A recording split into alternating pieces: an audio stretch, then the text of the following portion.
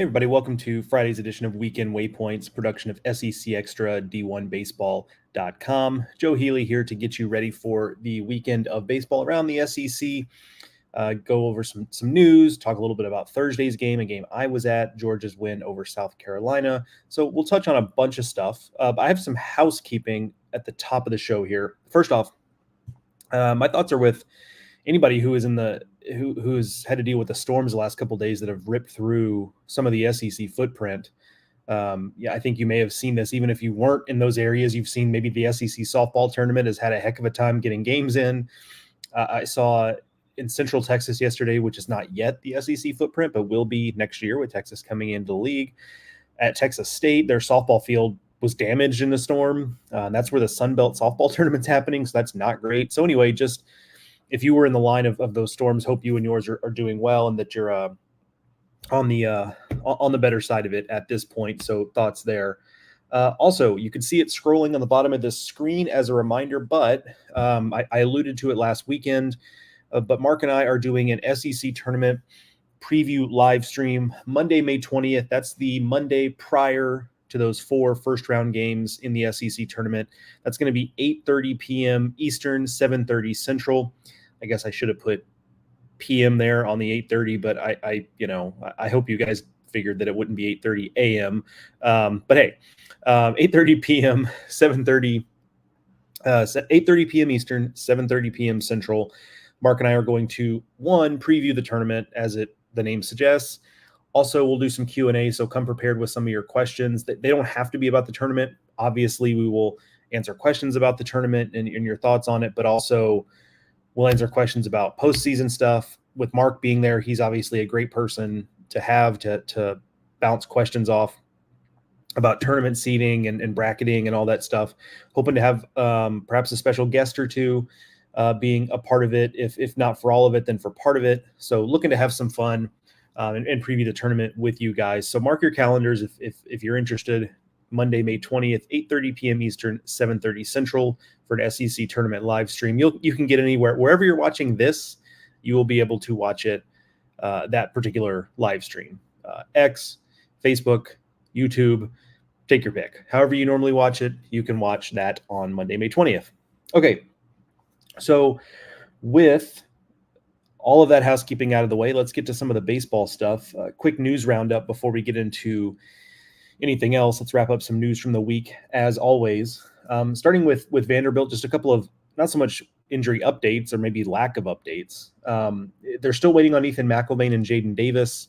McIlvaine has been kind of teased as, close a little bit lately, but hasn't gotten back on the mound. Jaden Davis, of course, surgery with the orbital bone. The thought is generally that they would have to make a pretty deep postseason run to get him back. But who knows? We've seen quick recoveries. We've seen players who just insist on getting on the field after a certain point. Obviously, there are things you can do to mitigate. You can wear, like the football style helmet at the plate, to protect it. You could wear a mask in the field. Yeah, there are all kinds of things you could theoretically do to help you get on the field sooner. But it does sound like that one is more of a we may not see him again, but we may, just depending on how things go. Ole Miss injury updates. Austin Simmons, the reliever who went down a few weeks ago, officially out for the year. It is a sprained UCL, which is not a tear of the UCL, which would typically require Tommy John surgery, but a sprained UCL. But obviously this late in the year, there's just not a lot of runway to get back on the field. Ethan Leger is out for this weekend, and that's huge because he's been Ole Miss's best bat all year from start to finish. So that's massive for a team that's still has maybe like a flickering hope of being a postseason team. And now, look, I mean, you start to backtrack, and if Mizzou has a good weekend against Auburn, like Ole Miss could quickly find itself like fighting to get to Hoover next weekend. So certainly want to not have that be the case for Ole Miss, but having Leger out is a blow there.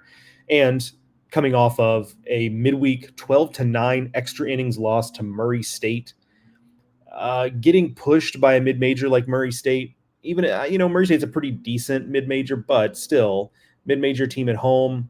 It's one thing to lose it, obviously. That's what you don't want. But even just having to go, I think it was 15 innings, having to go 15 against a mid-major opponent like that is just brutal because you're going to have to throw so many arms. I think they threw 10 2/3 relief innings, and that one did Ole Miss. So you're just using a lot of pitches to get it done in a game that, I guess, injury to insult is like that game was also rescheduled. So it's probably a game that just as easily could have been just not replayed, and Ole Miss would have not had to deal with any of that. I mean, that's the risk you take when you play the games, obviously.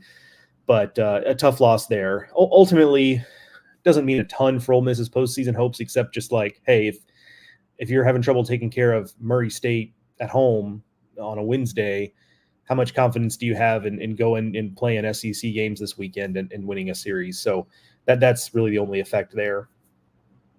Arkansas injury things. First off, no impact on this season, but Colin Fisher, reliever for Arkansas, that's been on the shelf and is out for the year.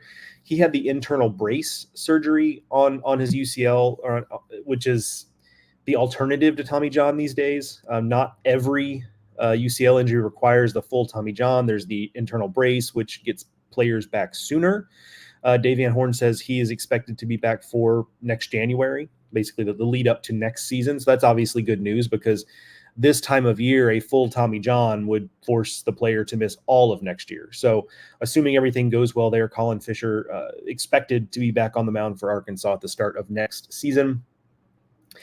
The more pertinent for this season is Kendall Diggs with his shoulder injury. Now you've probably noticed, certainly if you're an Arkansas fan, but even if you're not, that Kendall Diggs is really fighting it this year at the plate. And it turns out he's been like not so secretly fighting a shoulder injury. I think a lot, that's been, even if not reported on, I think that's a bit kind of known that he's been battling that for a while.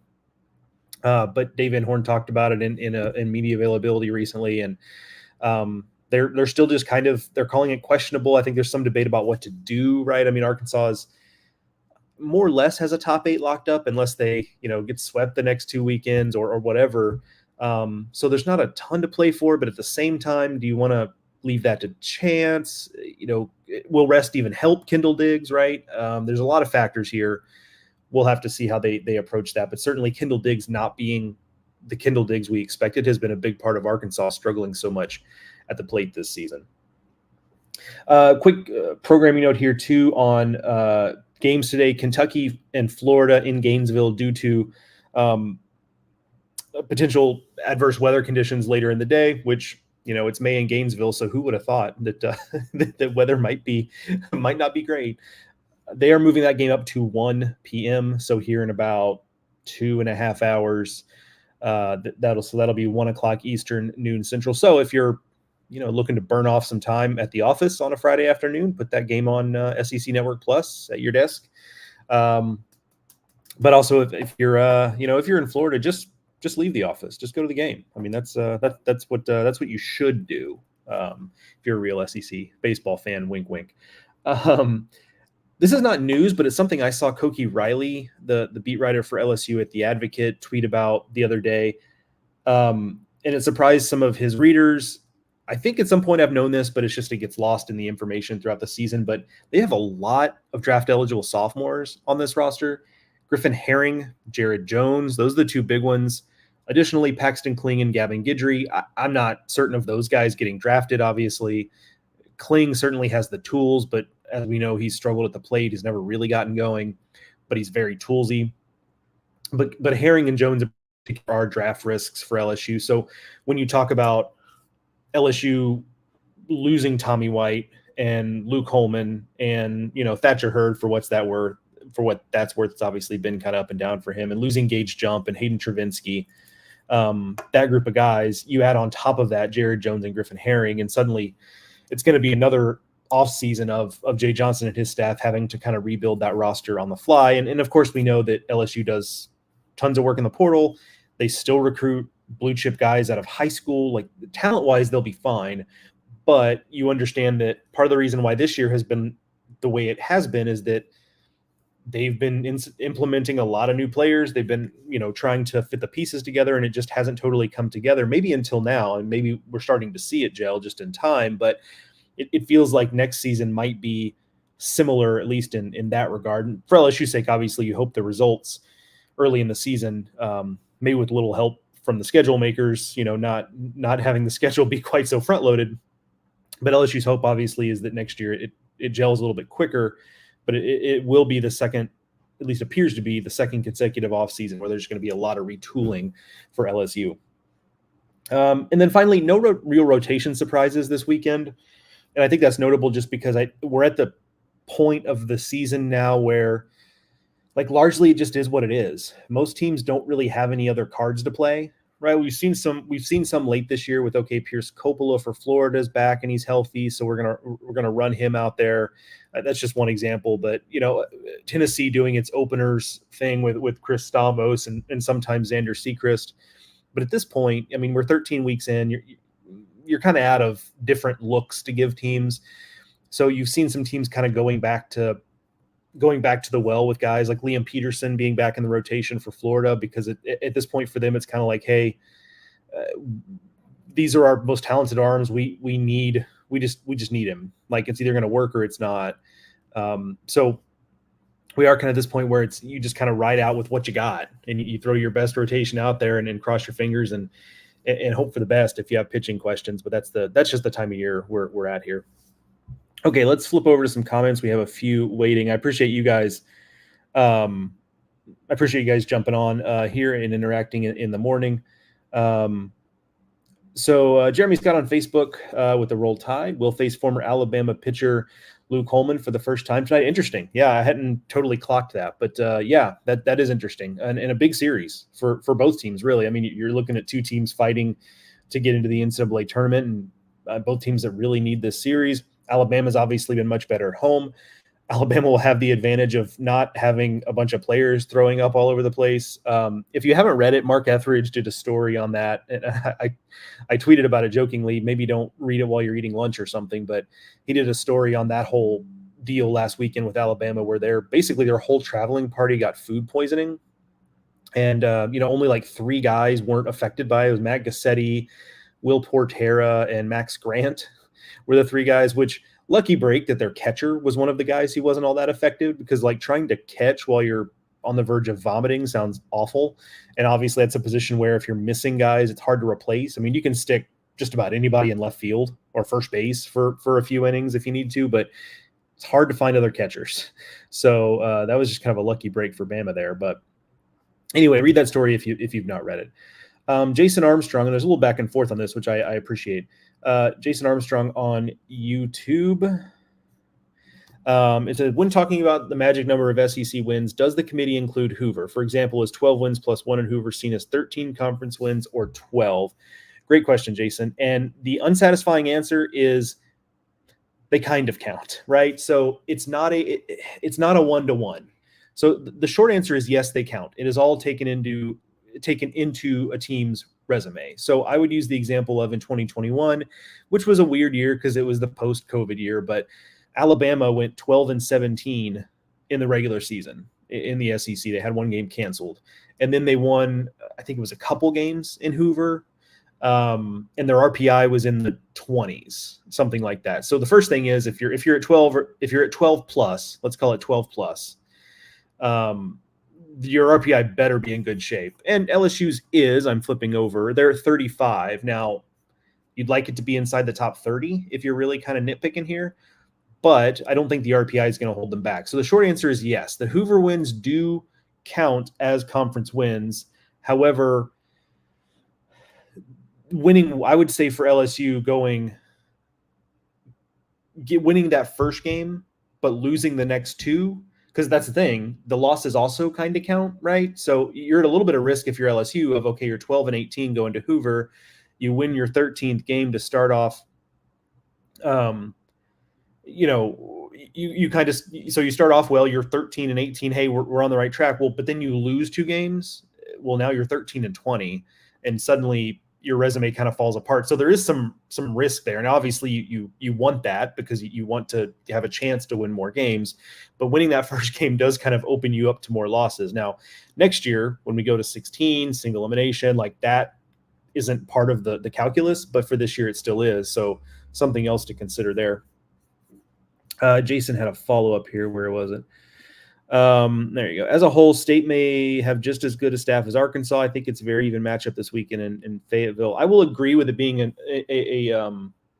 even matchup. I've got more on that in just a minute, Jason. So I'll give a short answer here. We'll talk a little more in depth in a minute. But certainly with the way Cal Steven is pitching and the way the bullpen is pitching, Tyson Harden, Tyler Davis, those guys have been really good. Obviously, Sanja's been steady. So they're top end guys. Yeah, I mean, take Hagen Smith out of it, right? Because he's like an extraterrestrial in terms of what he's doing this year. You take Hagen Smith out of it, and yeah, I think they're in the neighborhood for sure.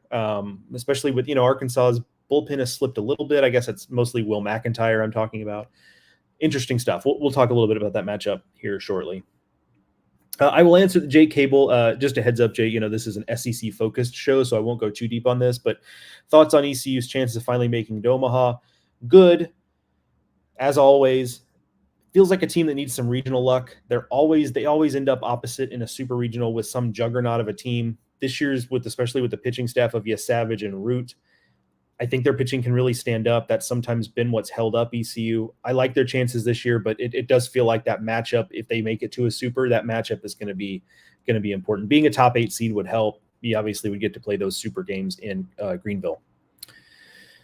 C. Lee on YouTube, Mississippi State Sunday starter is TBD. I'll be interested to see who they wind up going with. Maybe Pico Cone. Yeah, I mean, it had been Brooks Auger a little bit. That went well until it didn't.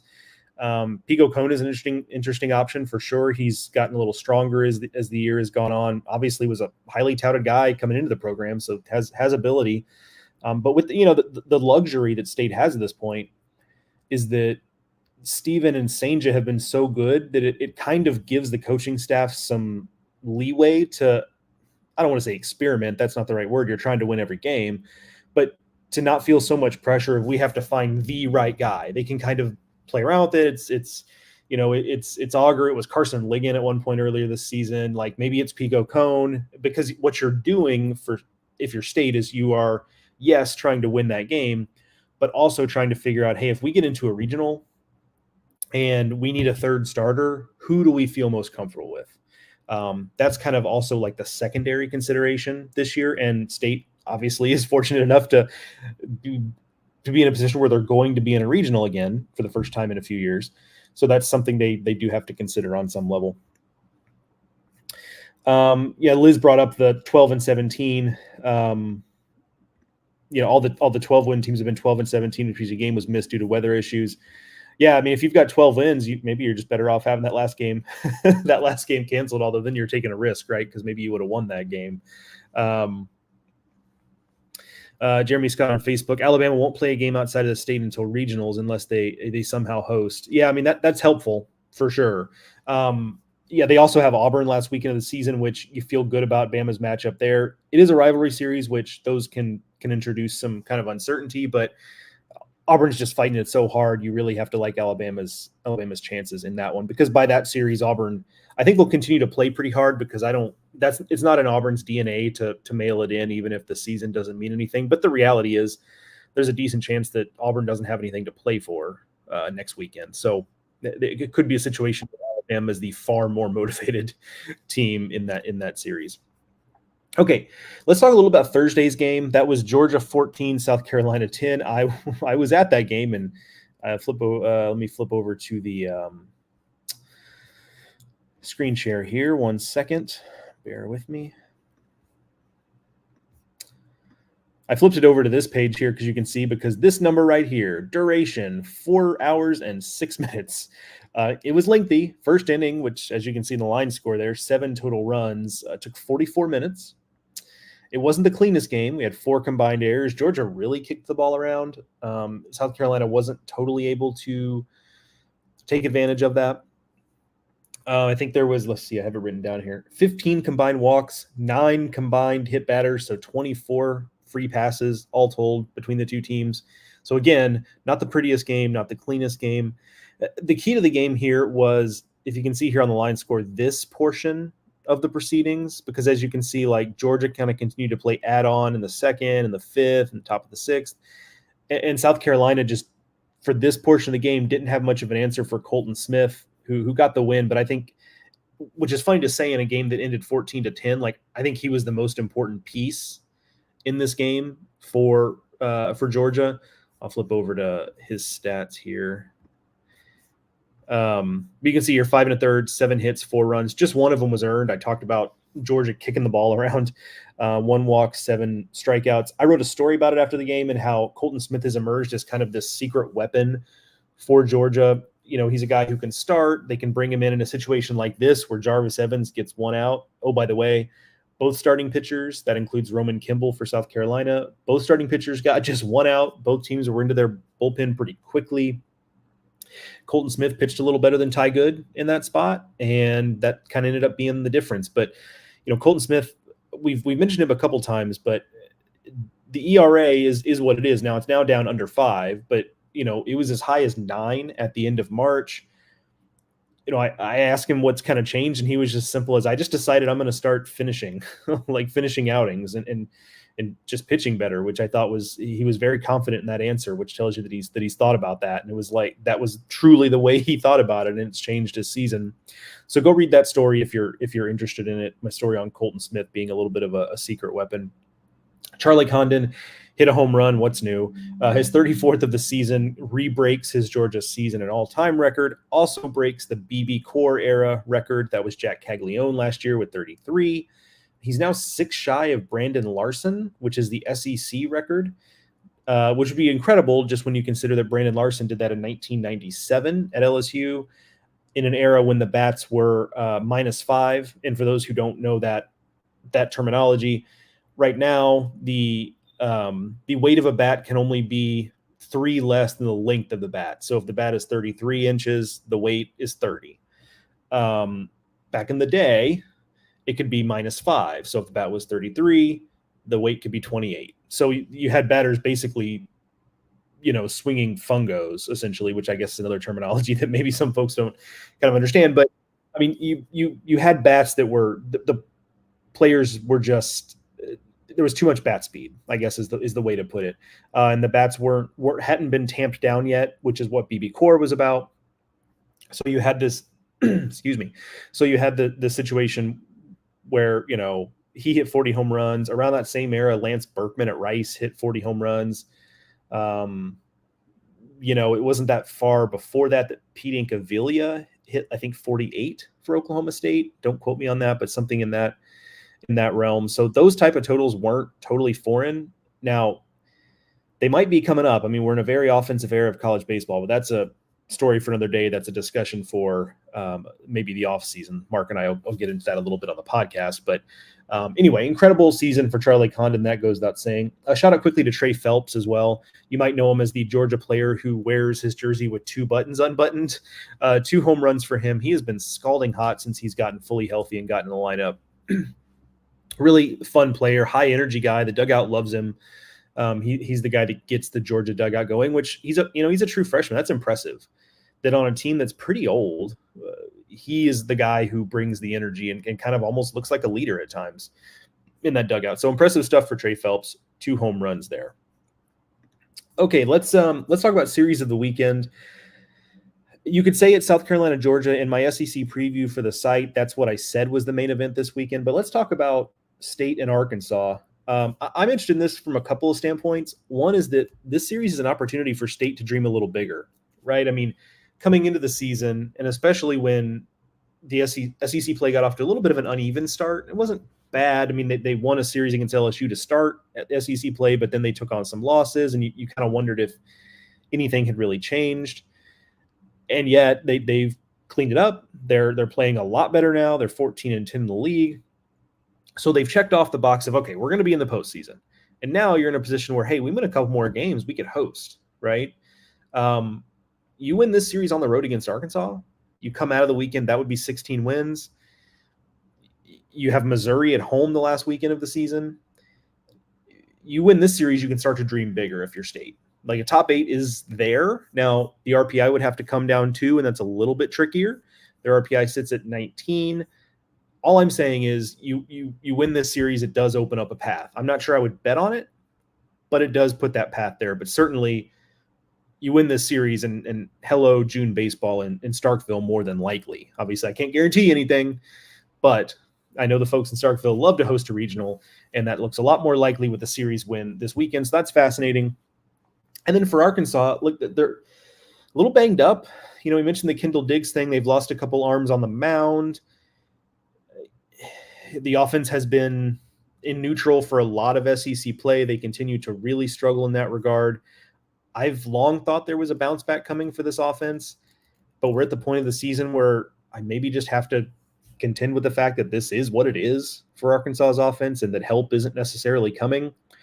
Peyton Stovall's doing a nice job to put the team on his back a lot of times with the way he's swinging the bat, but it just hasn't come around offensively, and I thought it would, frankly, for Arkansas. I never thought this was going to be an elite offense within the realm of the SEC when you have lineups like Tennessee and Texas A&M and what have you, but I thought this will be a competent above average offense, but that hasn't happened. It's been a below average offense in the SEC. And when you have pitching like Arkansas has, when you have a cheat code like Hagen Smith, I think I've mentioned this on this show, but his ERA in SEC play is a full run better than what Skeens was last year in SEC play. 2.15 against 1.10.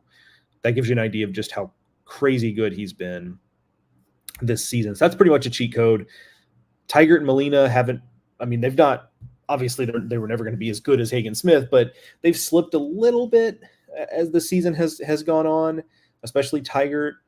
Still, though, you'll take those two guys over a lot of other teams' second and third starters.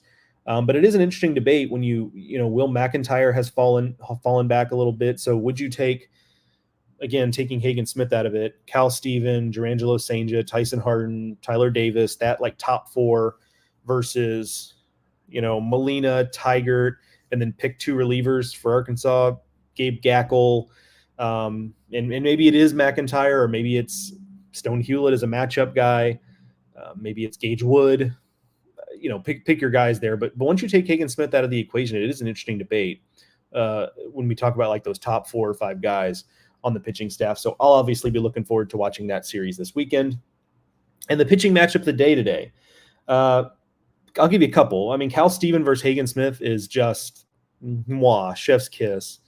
Hagen Smith is what he is. Cal Steven has been maybe the second best starter in SEC play, which is really, really impressive stuff. Not something I saw coming. Thought he'd be a good, solid starter for State this year, but he's exceeded all expectations, I feel like.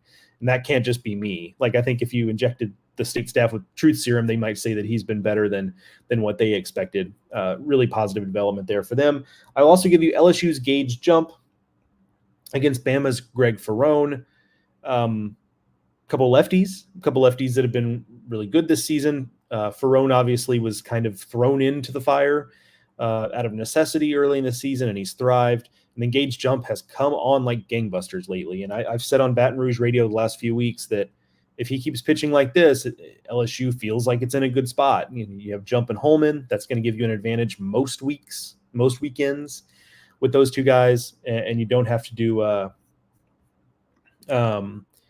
you don't have to reach far to say that LSU could win against basically anybody with those two guys, right? You just have to get enough offense, which I know has been a little bit of a sticking point, but has been better of late. So those two matchups really good in the SEC this Friday night. That is going to do it for this edition of Weekend Waypoints, folks. Thanks for joining me. Thanks for the interaction on a Friday morning. Again, don't forget our SEC tournament preview live stream Monday, May 20th, 8:30 p.m. Eastern, 7:30 p.m. Central. If you're going to join us live, make sure to come armed with some questions, with some cues. We will have some A's for those cues and get you ready for the week in Hoover. Got a couple weekends of SEC baseball before that, though, including this one, which should be a whole heck of a lot of fun. Enjoy the baseball today, everyone, and I'll talk to you tomorrow morning with Saturday's edition of Weekend Waypoints. Thanks for watching.